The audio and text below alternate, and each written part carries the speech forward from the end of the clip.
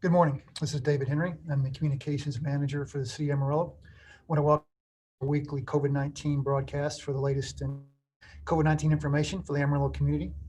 Let me go ahead and introduce who is on our panel here very briefly, and then we'll open up the statements from our panel members and take questions from our media. We are joined today by Amarillo Mayor Ginger Nelson, Casey Stoughton, Public Health Director for the City of Amarillo, Dr. Scott Milton, Public Health Authority, Texas State University Health Sciences Center, Dr. Brian Weiss, Chief Medical Officer for Northwest Texas Hospital, Dr. Michael Lamentier, Chief Medical Officer for BSA, Dr. Rodney Gonzalez, Director of the Amarillo VA, and City Manager Jared Miller. I'm going to go ahead and start with Amarillo Mayor Ginger Nelson. Mayor Nelson, how are you this morning?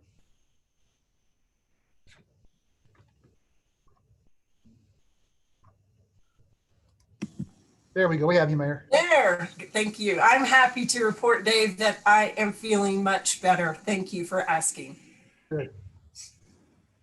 I think the word that comes to mind the week after Thanksgiving, obviously we're still grateful, Amarillo, and I hope you had I know it's different, but probably I think just as grateful a Thanksgiving as our family did. The word that I have on my mind today is just stamina and what it takes for us to finish this pandemic, finish all of the changes we need to make, finish the choices that we've made to stay safe, and most importantly, to keep others safe and support our hospitals. We need stamina to do that. So we're in December now and our weather looks a lot like December today. But I'm just praying for you and for me to have the stamina to support our hospitals, to support our doctors and our nurses and all of our medical staff, and to just do what we need to do to get through the next few months as our numbers are still high. You're going to hear discussion today about those numbers and the details, but we're now leading the state as far as hospitalization rate in our RAC. These are serious things, and we need to have our attention on them, and our choices surrounding them need to be responsible just for making changes where we can make changes. So I want to thank you for joining us today, staying informed, and I'll hand it back over to Dave and our doctors and our medical staff. Thank you, Mayor Nelson. Let's now go to Casey Stoughton, Public Health Director for the City of Amarillo. Casey, how are you today? I'm well, Dave. Thank you. So as of today, there were a total of 23,883 total cases reported in Potter and Randall County, 12,833 cases in Potter County, and 11,050 cases of COVID-19 reported in Potter and Randall County. We have a total of 15,964 recoveries and 327 deaths reported in our community. That leaves us with 7,592 active cases. Each of the cases do represent a unique individual. The total 7-day rolling positivity average for Potter and Randall counties is at 22%. We've stayed in that lower 20% range for quite some time now. And the positivity rate at the drive-through testing site is at 44%. The 5-day positive new case average is at 586 new cases per day. The public health drive-through testing site remains operational. Individuals can call 378-6300 to be screened and directed to the test site. Our community remains at level red. Conditions do remain consistent with level red, as all indicators are over that threshold for being at status level red. GA32's hospitalization percentage for the 25 county Panhandle RAC region has been over 15% for over a month now. Yesterday's RAC hospitalization percentage was at 37.05%, meaning that just over 37% of all hospitalized patients have COVID-19. There's great news on the vaccine front. Moderna and Pfizer have both submitted their emergency use authorizations to the FDA. The next step in that process is that VRPAC and ACIP, both of those committees will meet December 10th through the 14th. It's possible that we could see the first shipments of vaccines later this month. That is incredibly exciting. The vaccines are showing great efficacy and safety, which is also great news. Even with this great news on the horizon, prevention is still key. Mask wearing, social distancing, hand washing, staying home if you're sick or exposed are still critical in the fight against COVID-19. And that's all I have today. Thank you, Casey. Let's now go with Dr. Scott Milton, Public Health Authority. Dr. Milton, how are you? I'm good. How are you this morning? I'm good, thank you. Good. Just a brief comment, just listening to those numbers that Casey is giving, and it just continues to show that we have continued widespread community spread in our community with a high number of active cases, a really high positivity rate, and that'll eventually translate into hospitalizations. And so we are in the midst of this surge still. And once again, this boils down to the public health measures that we know work, that include wearing a mask and socially distancing. So I would encourage everyone to continue to do those things. As Casey mentioned, a vaccine is coming, and I believe a registration form has been sent out to the healthcare providers regarding this. And so let's continue to stay vigilant here. And I look forward to hearing from our Chief Medical Officers, Dr. Weiss and Lamentier. Thank you. Thank you, Dr. Milton. Let's now go with Dr. Brian Weiss, Chief Medical Officer for Northwest Texas Hospital. Good morning, Dr. Weiss. Hey, morning, Dave. I'm a little bit nostalgic today. Yesterday was World AIDS Day. And that's a day we set aside to remember that pandemic that started 40 years ago. And many of us my age and older well remember the 1980s and early 1990s when HIV was such a scare. And a lot of the same emotions we have now, we have back then, which was, the fear, the anxiety, the despair, because we knew if you caught that virus at that time, it was 100% fatal. Now, it's amazing nowadays, because of great local organizations like the Panhandle AIDS Support Organization, or PASO, as well as the efforts of Dr. Fauci since the 1980s, as well as thousands of scientists and doctors, people who live with AIDS today can anticipate having decades of healthy life despite the virus. It is incredible where we have come with that virus. Now, we don't have a vaccine for HIV. What we do have is a lot of very powerful medicines that suppress that virus where it can't hurt anybody anymore. I think in many ways, back in the 1980s, we started to identify who was at risk, how the virus was spread. And what you notice is that people started taking personal responsibility and personal protective measures to protect themselves from that virus at that time before we had all these tools. And I know in Dallas, we saw the incidence of new infections for HIV in the late 1980s, early 1990s absolutely plummet because people were taking the personal initiative to protect themselves. I think that's where we are with COVID right now. As Casey mentioned and Dr. Milton said, we are on the cusp of having some very powerful tools to fight this virus. We already have remdesivir, which is an antiviral. We're going to see more of those coming. We have the monoclonal antibodies like bamlanivimab, which is now an outpatient treatment to hopefully prevent people at risk from getting sick from this virus. And most importantly, we have the vaccines coming, the Pfizer, Moderna, AstraZeneca, which we hope to have the first shipment in the next 2 to 4 weeks. So great tools coming. But the take-home message is until we get those in place, it goes back to the same efforts and activities that they did with HIV in the 1980s, which is protect yourself by doing the measures we know prevent the spread of the virus. As Dr. Milton said, the mask wearing, the distancing, and things like that. My hope is that 40 years from now, we will have a World COVID Day when we can look back and say, look how far we've come, and the fact that this virus is no longer of any significance to the human race, just like HIV is becoming. So that's my hope for the future. Regard to Northwest Texas. So right now we have 111 positives in the hospital. That is 22% of our licensed beds. That's actually 44% of the patients in our hospital right now. So almost 1 out of 2 patients in our hospital is a COVID positive patient. We have 45 of our 62 ICU beds have patients suffering from COVID in them. We have 24 COVID patients on ventilators right now. So again, we've been seeing this, we've been hovering around the 1 teens for about a week to 10 days now at Northwest. Jerry, our lab director, and his team are testing like crazy. We did 326 tests yesterday.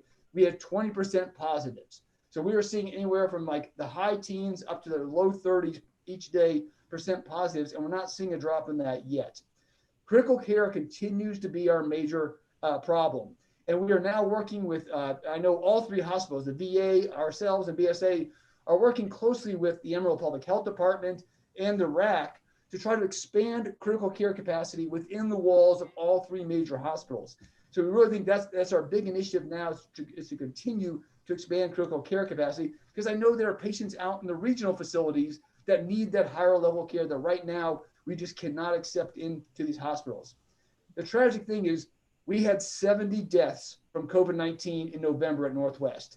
That's compared to 20 in October. We had 3.5 times the number of deaths in November from COVID. That's unacceptable. That is a tragic number, and we've got to do better. As we talked about some of the tools we're using, we now have this bamlanivimab, which is this outpatient antibody. As Casey said, this is on an EUA, or an experimental utilization authorization, meaning that it's only for very specific patients based on what the FDA is telling us. But we're now learning how to use this better, and we'll continue to try to offer it to those patients that are appropriate based on that EUA. We continue to use remdesivir in the hospital, as well as Decadron. With regard to the procedures, the surgical procedures, we continue to go case by case. If we can have a patient come in for a procedure and not have to stay overnight, we can do that procedure. If they do need to stay overnight, we will have to make sure that we have a bed to accommodate them. And we're doing that without taking any resources from COVID-19 patients. But we're case by case, and we are having to cancel some procedures if we just cannot accommodate them. Lastly, I just want to say, yesterday we had a patient come to us that is co-infected with COVID-19 and influenza. That is the combination that we've been fearing. Okay? Once again, please, influenza shots, the flu shots are critical. This patient is very sick, and we know that that is a bad combination. So this is the first patient we've seen in the fall with this combination, but please, we want to avoid this, and I plead with everyone, continue to get your flu shots. They're still available, and it's never too late. Dave, that's all I got for today. Thank you. Thank you, Dr. Weiss. Let's now go to Dr. Michael Lamentier, Chief Medical Officer for BSA. Dr. Lamentier, how are you?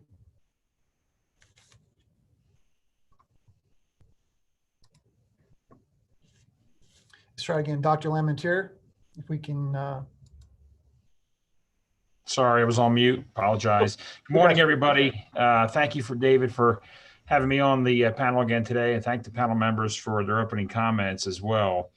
I agree with Dr. Weiss in terms of kind of the state that we're in right now with inpatient hospitalizations. You heard the mayor say that we have the highest hospitalization rate in the state, and we certainly are bearing the brunt of that here with our two hospitals in the city. At BSA currently today, we're up to 194 confirmed cases in-house. We entered the holiday weekend in the low to mid 180s, and today we're up to 194. It seems as though as many patients as we discharge, we get that many more coming in with new admissions. And that wave of patients coming in with COVID symptomatology has not slowed down, unfortunately. Dr. Weiss mentioned that they've seen their first patient with co-infection, and we've had several patients with co-infection with influenza B. That's one of the strains of influenza. And again, that can vary from year to year as far as the type. We've seen most of our cases be influenza B, and we've had several co-infections now with COVID-19. Of those 194 patients that we have in the hospital, we have 86 total ICU patients. Of those 86, 72 are COVID-19 ICU patients. I think that is an astounding and disturbing number in terms of where all of this ICU volume is really evident. Obviously, it's the COVID-19 population of patients that are causing the greatest strain on our ICU resources in the city. You heard Dr. Weiss mention that we're working on an effort to see how we can potentially augment our ICU beds, and that is absolutely the case. We're looking at what we need from a staffing and resource standpoint from the state, supplying a lot of those resources, because we are tapped out. We don't have additional staffing. We don't have additional equipment. The state has been really fantastic thus far in providing a lot of those things that we need: extra ventilators, extra staff, whether it's nurses, whether it's respiratory therapists, whether it's physicians. We've been getting help from multiple avenues because we need that help. We can't handle it with the internal resources that we've had. With the need to expand the intensive care services within the walls of the hospital, that obviously is creating an issue with what we can do with the other non-ICU patients and med-surg volume. And therefore, we're looking at other ways, and we've started already with our surge planning to create additional capacity on floors that have not had patients on them for some time, simply because of our hospital typical average daily census has not warranted that. So again, the med-surg capacity, we still have some ability to grow, but what we're seeing is that the preponderance of patients that come in with COVID-19 are requiring ICU services. And that's where we are at our maximum. And again, the ability to expand further is going to be, even though we're working on this project, it's going to be very difficult to get there. And my concern is that if we need to expand in the next 7 to 10 days, we may not be able to have the resources here to do so that quickly. So again, it's critical that we're doing everything we can to mitigate that surge. And what we can do is avoidance of gatherings, with significant numbers of individuals, masking, doing good things yourself and from a personal hygiene standpoint when you're out in public, and sneezing and those types of things. Even when you're wearing a mask, washing your hands often, all those types of things that are going to help prevent not only COVID-19, but other infections. So please, be diligent with those efforts to protect not only yourself, but your family, your friends, your loved ones, and others. Right now, we're using about 70% of our ventilators, and the only reason that we're at 70% and not higher is because we had a significant augmentation in the number of vents that we have available because of the RAC providing us with additional ventilators. That has been an ongoing issue in terms of one of the critical resources that has helped us get through this pandemic.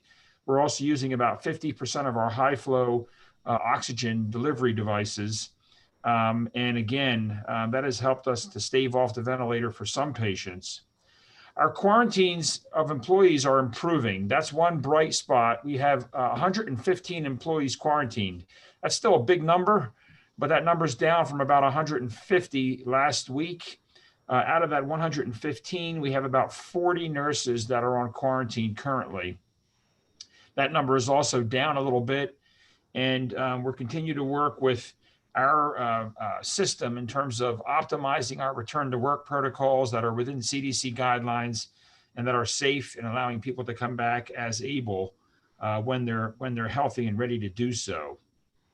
From a testing standpoint, we now have initiated antigen testing, as I mentioned a couple weeks ago, across multiple ambulatory sites that we have in addition to the hospital. The antigen tests we're seeing are probably slightly inferior to the PCR testing, although the data on the antigen testing is quite good when you talk about some of the statistical language we use, such as sensitivity, specificity, and positive predictive value of those tests, which are terms that help us determine how good a test is. Those tests continue to score very well in those areas. It may just be a timing issue when we're doing some of these antigen tests either too early or too late after the onset of symptoms, and really is getting us in a situation where we may have a false result. By and large, I think those tests are quite good. Beyond that, we still have some constrained resources with some of the rapid test kits. We do have a fair supply right now at BSA, but that is a national shortage that's ongoing. So we still have to send out some of those PCR tests on certain patients, as opposed to doing everything internal with our own Cepheid rapid device, which is part of the reason why we have to rely on this antigen platform to expand our overall testing capacity, which is critical. It's better to test folks a couple times on an antigen platform than not be able to test them, or to give them a delayed response 3 or 4 days after you test somebody, which really is problematic, as you can imagine. We're excited about the plans and preparation for the vaccines that are coming our way. You heard Casey mention and Dr. Milton and Weiss mention the timing of those. We are preparing as need be and working with the Department of Health, working with our city partners to make sure we have the ability to handle these vaccines and store them properly, and then working on the hierarchy to get folks vaccinated. I know there's a lot of apprehension about vaccines in general, whether it's COVID-19 or the flu vaccine or what have you, but please, please, please make sure you're verifying the source of information you get when it comes to any type of health remedy, let alone vaccine therapies. There's a lot of misinformation out there. And certainly for most of our patients, the risk of getting a vaccine is far, far less than the risk of getting COVID-19 and the potential complications that come along with that. Elective cases at BSA, changing gears a bit, we continue to do what we've been doing now for, I would say, a couple months at least, and that is scrutinizing surgical procedures that can be delayed and pushed off, and allowing those that can't be delayed and pushed off to move forward. We're very tight on ICU beds, as you can imagine. So any surgical procedure that requires an ICU bed is one that has to be deemed such that it can't wait because of the potential risk for that patient and the potential bad result, if you will, that could come from waiting. So as you'll notice, if any of your family or friends have worked at either of the hospitals, surgical volumes across the city are down significantly. And that is because the number of elective cases that historically have been done have had to be canceled or postponed while we handle a much more acutely ill medical population that is demanding our hospital resources.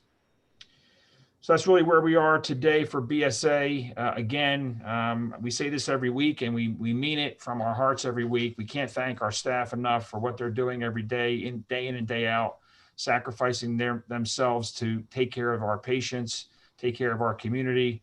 It's all of our healthcare workers on the front line that we owe a lot of credit to. When you see them in the community, thank them, tell them thank you, and we appreciate their hard work. That's all for me, David. Thank you, Dr. Lemonier. We'll now go Dr. Rodney Gonzalez, Director of the Amarillo VA. Dr. Gonzalez, how are you today? I'm doing well, David. Thank you. So first, I'll start with our numbers. In our hospital right now, we have 15 COVID positive patients, 8 of which are in our ICU and 2 of which are on ventilators. Now, as I've mentioned a couple of weeks ago, we have started accepting non-veteran patients through agreements with FEMA and the VA to accept. And currently we have 8 non-veteran patients, 7 of which are COVID positive that we are taking care of. I mentioned this since we've started this, we have actually accepted a total of 18, what we call fourth mission or non-veteran patients that we have assisted with their care during this COVID pandemic. As we continue to face the community spread, I do want to just remind our veterans that if you have appointments here at the VA and you do not want to come in, please reach out to us. We may be able to do that through a virtual method, whether through telephone or video connect, and we'd be happy to explore those options with you. I do want to remind veterans to get your influenza vaccination. We still have it. Please call, let your team know, and we can arrange to get that for you. The other things to remember is this Monday, we have Pearl Harbor Remembrance Day coming up.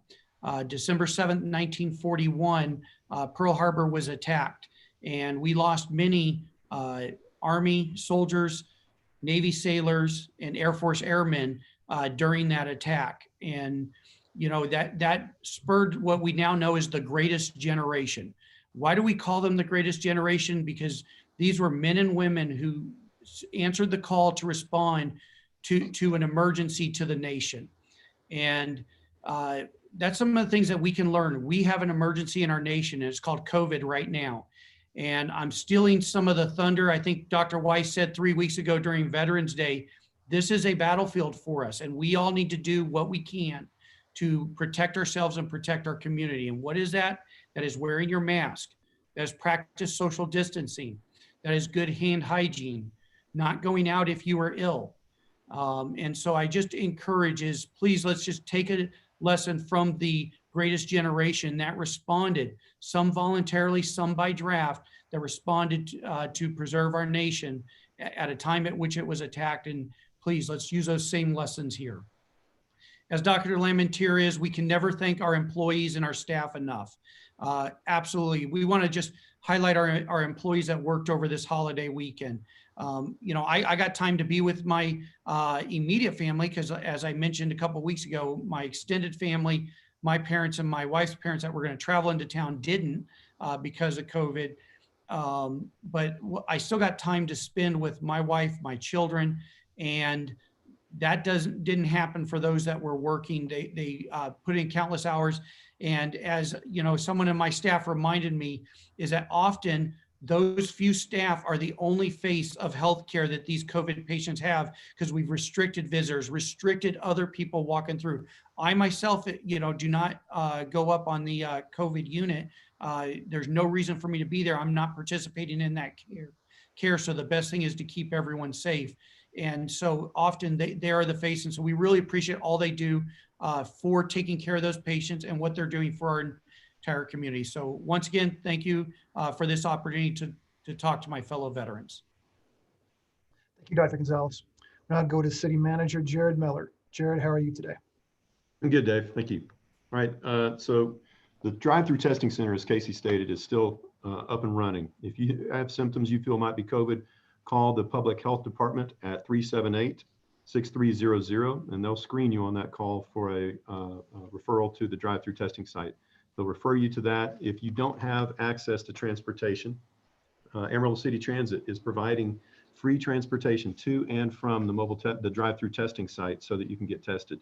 If you need that transportation resource after you've called the public health to get the referral to the drive-through testing site, please also call 3095. That's Amarillo City Transit to be able to arrange the transportation to and from the test. We want to make sure everyone has access to the test. We are currently operating under two primary governor's executive orders. There's a number in place, but there's two that primarily affect us and all of our citizens. That is GA 29. That is the governor's executive order that requires every person to wear a face covering while they're out and about when they're in different businesses and different situations. There are some exceptions, but they are few. So the governor's order requiring the face coverings is still in effect. Governor's order GA 32 is the order that primarily defines at what capacity can our businesses and different workplaces operate. As an area of high hospitalization, for the most part, we are at 50% occupancy allowed. There are certain essential businesses that can operate at 100%.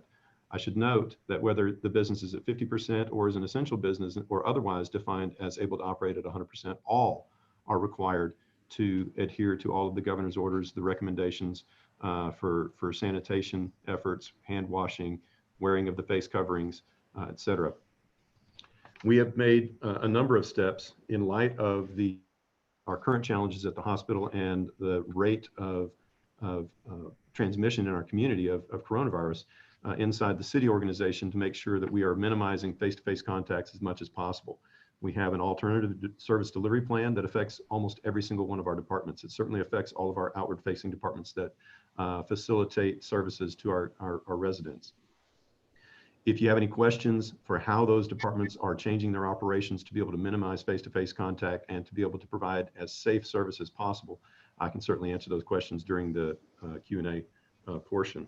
We've also, over the course of the last Monday, approved on 2 readings a COVID-19 pandemic emergency measures ordinance, which basically takes items that are already in state statute, puts them into city ordinance as well, and is completely consistent with state statute, governor's executive orders, CDC guidelines, and DSHS guidelines. That's all I have, Dave. Thank you, Jared. We're now going to go to members of our media. We have a question for an individual panel member or the panel as a whole. That's perfectly fine. Let's go ahead and start with, if I'm not mistaken, Kevin Welch of News Channel 10, KFDA. Kevin, how are you? I'm good, Dave. Hi, everybody. So, Casey, I guess, can you tell me who decides when a patient is, quote unquote, recovered and goes into the statistics? Sure. So the way we have done that really since the beginning is when they're at least a minimum of 10 days recovered. So and we follow those CDC guidelines. So 10 days from the date of their positive test, and then at least 24 hours recovered or 24 hours fever free, then they are considered to be recovered. If we don't have any information for that person, perhaps we didn't get their information in like a mass testing event, or we weren't able to get a hold of that person. So we generally will call three or four times and then send a letter. Then if we're just not able to get a hold of that person, then we will wait 4 weeks before we move that person into the recovery column, so that that gives us time to know if they, a general amount of time to know if they're going to either recover or if we're notified of a death. Okay. And doctors, has the length of hospital stays changed over time from when we started this until now? I'll start. I would say not. Excuse me, not really. Since of the people who get very sick, and I know Dr. Lehman talked about this. Those that get sick that end up in the ICU, it is not uncommon to see them stay for 10, upwards of 20 days a lot of times. So we get the two populations. We get those that come in that a lot of times will show a pretty rapid response to the remdesivir, to the Decadron, and they may stay on the med-surg floor, and they may be able to leave within a number of days. But the critically ill patients, they're with us oftentimes for weeks, and that's been about the same since the beginning of the pandemic. Yeah, I would agree with that. There's not really a difference in terms of length of stay. It's more about, as Dr. Weiss mentioned, whether you're requiring ICU services or not. And if you do, and especially if you require mechanical ventilation, that's where we see the longest length of stays and the greatest risk for mortality, unfortunately. Okay. And over this holiday weekend, we had a very large amount of deaths, and relative to what we've had. Is there adequate morgue space for these victims? Or I don't know if you call it that, but how do you deal with that? So we actually, we're seeing around, well, so that was the total number of deaths that were reported to public health from Wednesday or from Thursday to Sunday. And so it was, that number was spread over those 4 or 5 days, which was what we expected over that amount of time. I'll let Dr. Weiss or Dr. Lamentier, do you all want to talk about the mortuary space?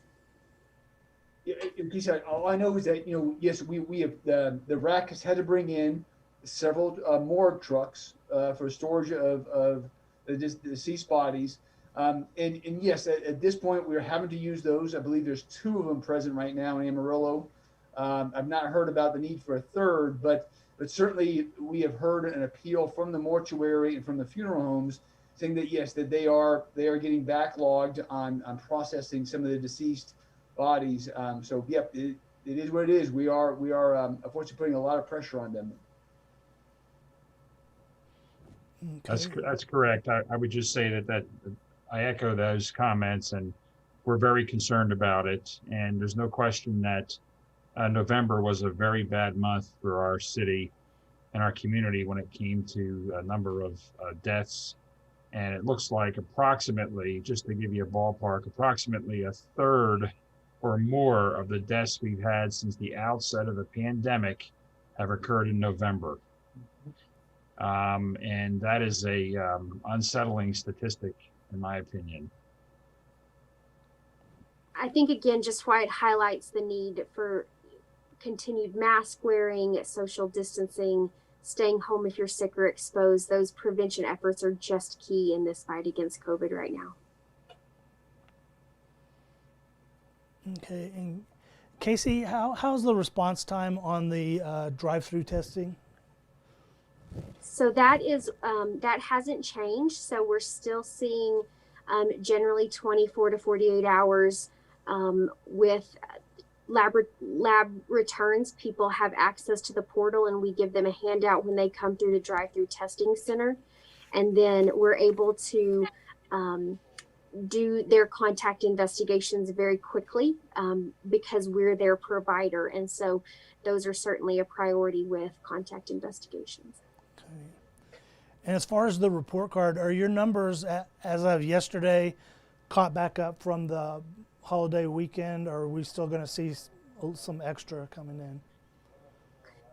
There may be a little extra. I'll have to check with staff. I haven't heard that there's a large backlog, but I'll have to check with staff and get back to you. Okay.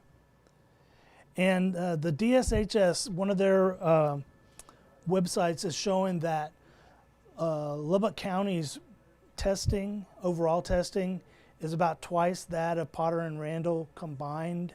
Do you know why that is?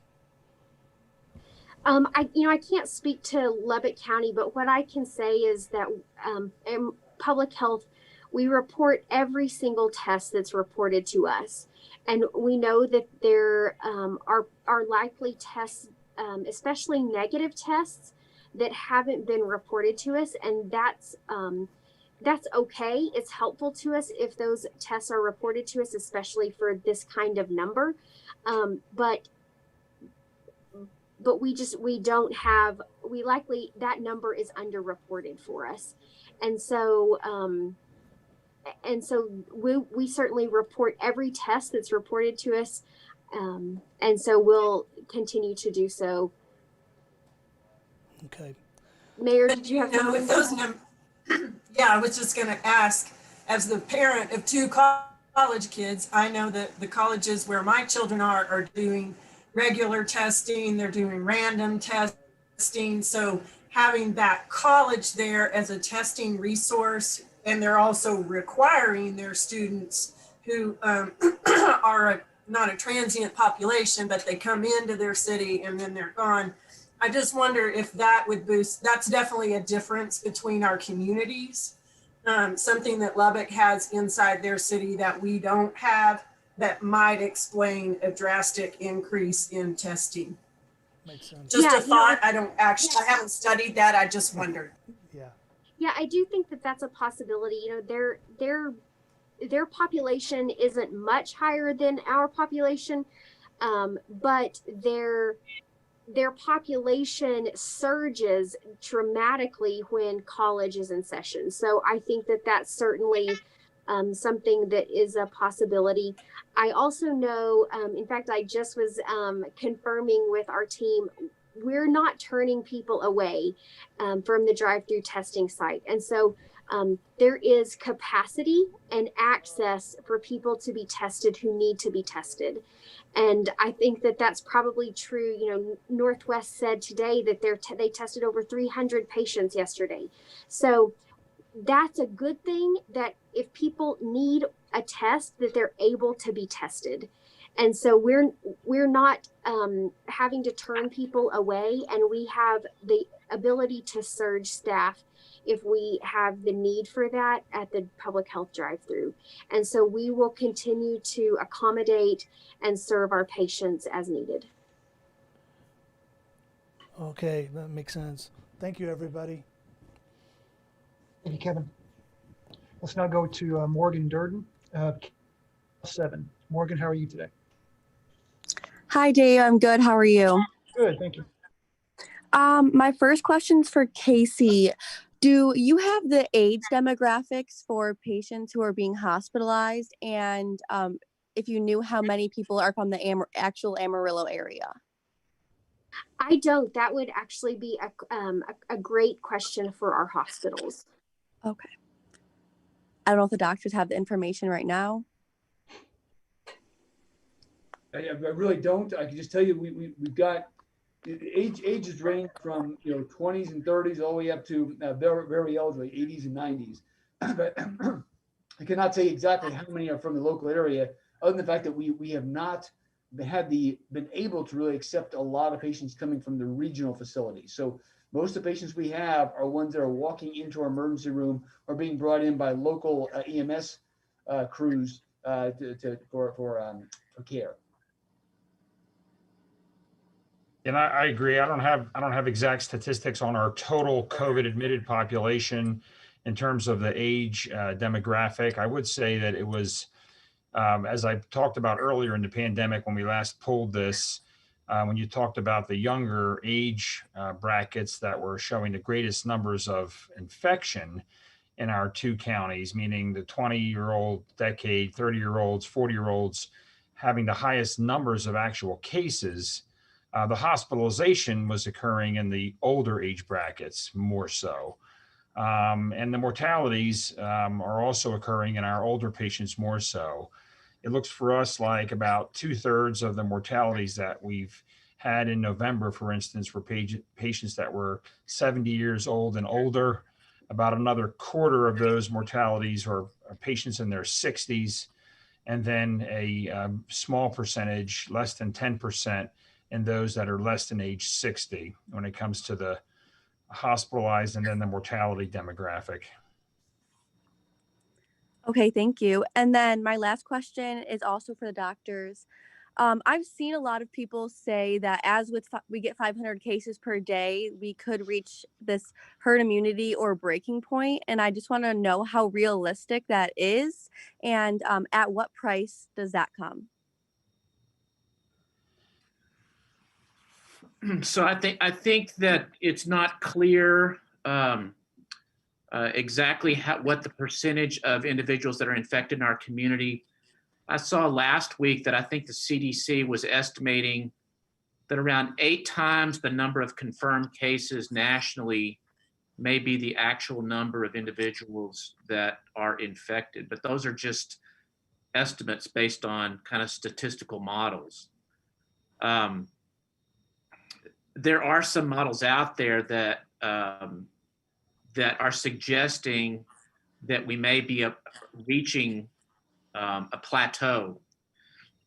And then to answer your question about what cost there is, well, I think you can see by these numbers that our CMOs are telling us about how many deaths we've had and how many deaths have occurred within the last few weeks.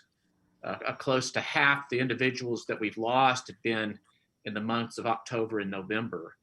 So you're seeing the cost of what's happening when you have widespread community transmission of this, and it's stressing the hospitals to capacity or beyond capacity. So a vaccine will obviously help, and that will be starting to be administered relatively soon, but in small quantities. And really, it leaves us with, as we've said many times, with these public health measures that are going to be so important, of wearing a mask and socially distancing. So that's kind of my comment on where we are relative to herd immunity and deaths, et cetera. Thank you. That was all I had. Thank you, Morgan. Let's now go to, if I'm not mistaken, Aaron Langston, KAMR Channel 4. Morgan, excuse me, Aaron, are you there? Yeah, I'm here. Hey, How are y'all? Good. How are you? Pretty good. First question. In the past couple of weeks, it seems like our number of patients going on the vent has been going up little by little each week. And a few weeks ago, one of y'all said that once a patient goes on the vent, a lot of times they don't come off. Is that a scenario that you're still seeing even with these numbers going up, or is that trend tending to fade a little bit? I'll start. So absolutely. We know that we need to make every effort to keep a patient off a ventilator, because when they do go on a ventilator, their prognosis becomes significantly worse. And I can only speak for Northwest, but I would say, and I know Dr. Milton sees a lot of our patients. A lot of these patients, when they go on a ventilator, these are the ones that we ultimately end up withdrawing care, just due to the fact that at that point they cannot survive without the ventilator. So that is a bad prognostic development if you go on a ventilator. Yeah, I think the mortality probably approaches 50%. Alrighty. And I've asked this before, but we're still in that situation. Are we still approaching the possibility of going outside the walls of the hospitals for care of COVID or non-COVID patients? I'll start with that answer. And the short answer is yes, we're considering the possibility because we're trying to prepare for all potential circumstances. But as we've stated many times, that is not ideal. So again, we're doing everything in our power to work with the state and city officials and the public health department and collaboration between the hospitals to see what we can do to maintain as many beds in the hospital as possible. When we're inside the walls of the hospital, we're able to provide better care. That is leading to situations where we have double occupancy in semi-private rooms in some floors, in some situations, just because we need that extra bed capacity. But again, providing especially intensive care services is best served in the walls of the hospital and not elsewhere. I would just say, seriously, I know talking to Dr. Lamentier and I, one group that we have not recognized at both hospitals is the plant engineering guys at both hospitals. I mean, they have literally physically redesigned these facilities to try to accommodate more patients and particularly more critical care. So we talk about turning whole units into negative pressure and changing all kinds of flows and walls and stuff. So these guys are phenomenal and they've done an amazing job, but all in the effort as best we can to keep it within the walls of the hospital. Whereas Dr. Lamentier says, we don't want that voltage drop that if we send the patient out to another facility, which is going to happen because they don't have the same ancillary support that we have in the hospital. But yeah, our plant engineering guys at both BSA and ER have done an amazing job trying to accommodate everything we've asked them to do. All righty. And I believe it was last week, somebody mentioned that there was concern of, as other parts of the state needed assistance with staffing and equipment, that some of the resources we have been using from the RAC might be pulled away to go elsewhere. Since then, a lot of the other parts of the state have hit that 15% hospitalization rate that had been under it before. Has there been any talk from the RAC or the state of pulling some of those resources?